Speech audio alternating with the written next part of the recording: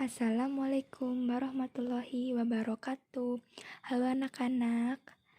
Pada video pembelajaran kali ini, kita akan membahas tentang dinasti Abbasiyah. Siapa sih yang gak tahu dinasti Abbasiyah? Dinasti besar yang menandakan kejayaan Islam. Langsung saja simak video pembelajaran kali ini ya. Yang pertama yaitu latar belakang berdirinya dinasti Abbasiyah.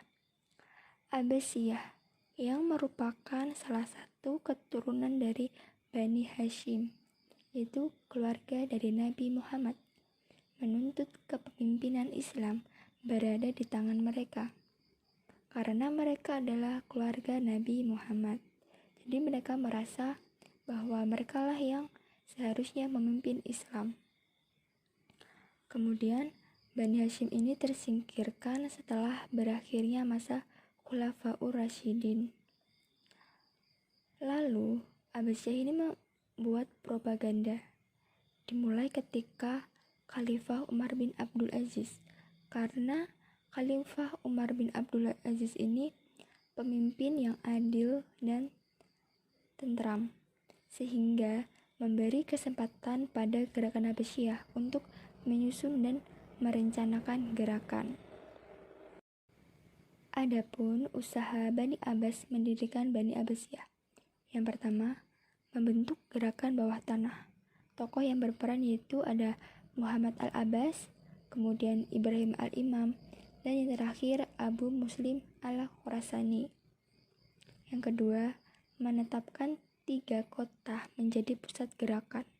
Yang pertama itu kota Al-Humaimah, menjadi pusat perencanaan dan organisasi. Yang kedua itu Kufah sebagai kota penghubung, dan yang ketiga itu di Khurasan sebagai pusat gerakan praktis. Usaha yang ketiga yaitu dengan peperangan. Itu terjadi peperangan antara Abu al-Abbas as-Suffah dari Bani Abbasiyah dengan Marwan II, yaitu khalifah pada Bani Umayyah, yang berakhir dengan kekalahan pasukan Marwan II, dan lahirlah dinasti Abbasiyah.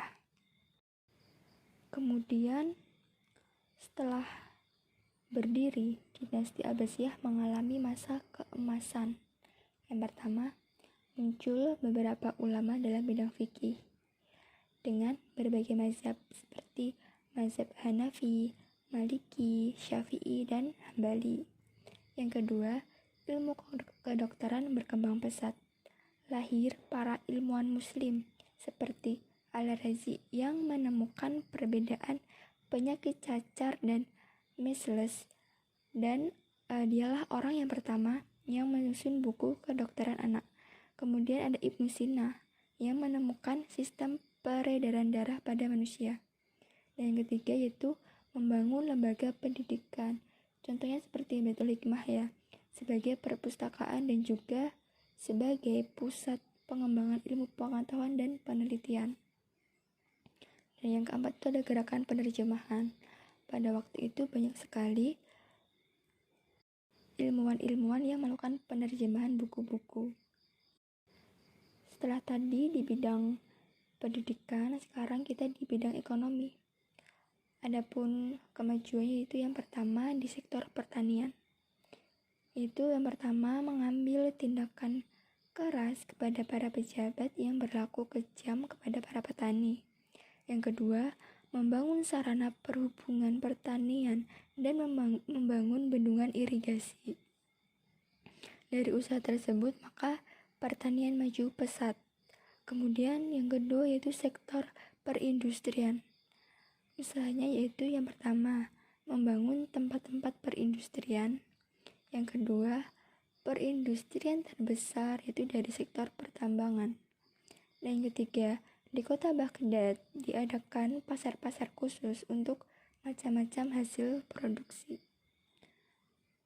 Kemudian di sektor perdagangan, yaitu menjalin hubungan dagang dengan seluruh penjuru dunia. Yang kedua, pada saat Khalifah Harun itu membentuk satu badan khusus yang bertugas mengawasi pasaran dagang, mengatur ukuran timbangan, dan menentukan harga pasaran. Kemudian kemajuan di bidang seni dan budaya. Para khalifah Abbasiyah ini memberikan perhatian besar pada syair-syair, seni musik, arsitektur, dan kaligrafi. Pada bidang syair, tokoh yang terkenal pada waktu itu ada Ibnu Muqaffa dan Abu Nawas. Kemudian pada bidang arsitektur, Khalifah Abbasiyah ini membangun istana-istana, masjid-masjid yang indah dengan kemajuan arsitektur pada waktu itu. Kemudian pada seni musik juga berkembang sangat pesat karena tidak lepas dari kegencaran penerjemahan risalah musik. Adapun masa kemunduran dinasti Abbasiyah ini terjadi karena dua faktor. Yang pertama faktor internal dan yang kedua faktor eksternal. Faktor internal ini yang pertama ada persaingan antar bangsa. Karena kecenderungan setiap bangsa itu ingin mendominasi kekuasaan, dan itu sudah dirasakan sejak awal berdirinya Khalifah Abbasiyah. Akan tetapi karena para khalifah saat itu adalah orang-orang yang kuat, yang mampu menjaga keseimbangan kekuatan, stabilitas politik, sehingga masih bisa terjaga. Kemudian setelah Al-Mutawakkil, seorang khalifah yang lemah itu naik tahta. Nah kemudian dominasi tentara Turki itu tidak terbendung lagi. Kemudian sejak itu kekuasaan Daulah Abbasiyah ini mulai hancur atau runtuh ya. Dan yang kedua ada kemerosotan ekonomi. Jadi kondisi politik yang tidak stabil menyebabkan perekonomian tidak stabil. Dan yang ketiga ada konflik keagamaan. Konflik keagamaan ini terjadi antara Muslim dengan Zindik atau Ahlus Sunnah dengan Syiah, tapi juga antara aliran dalam Islam itu sendiri. Kemudian yang terakhir itu perkembangan peradaban dan kebudayaan.